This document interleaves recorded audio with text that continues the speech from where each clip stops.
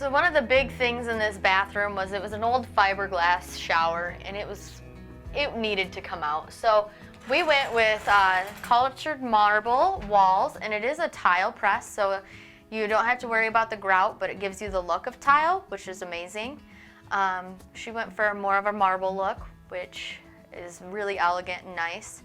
And then new tub, which is alcoved out, so there's a little more space in there, which is really nice as well. And we updated her cabinets. She originally had just a 24-inch vanity in here. There was no storage, so 2 drawers that function and big open doors that have plumbing down there, so nothing exciting.